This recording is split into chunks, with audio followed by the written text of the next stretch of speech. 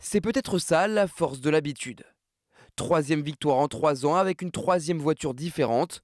Cette fois-ci, c'est la Ferrari jaune, la 83, la sœur de l'écurie officielle qui savoure.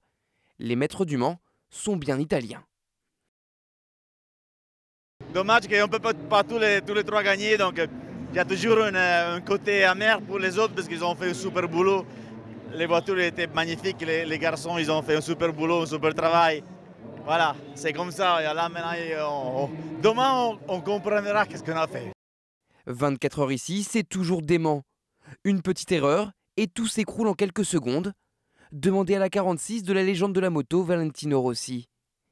Devant, Ferrari avec ses 3 voitures a dominé cette 93e édition, non sans frayeur, et surtout avec la menace d'une Porsche, la numéro 6, qui s'est bien battue et échoue à 14 petites secondes. C'est dommage pour la 6 parce qu'ils ont fait une course parfaite et ils sont bien battus et malheureusement ça passe pas loin mais ça suffit pas, donc ouais, il va falloir continuer et travailler encore plus dur pour essayer de gagner l'année prochaine. En revanche, côté tricolore, la fête a été moins belle.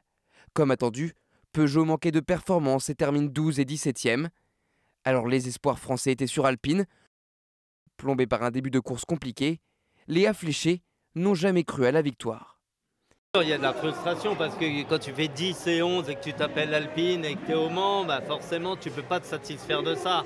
Mais ça a tellement été difficile, notamment au milieu de la nuit où il ne se passait rien et on végétait entre 14 et 17.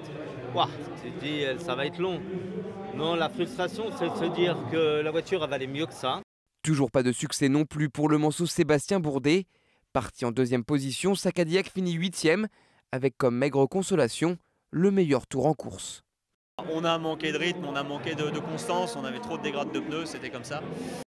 Une chose est sûre, la domination italienne fait des envieux, et dès demain, tout le monde ne pensera qu'à une chose, aux 24 heures du Mans 2026.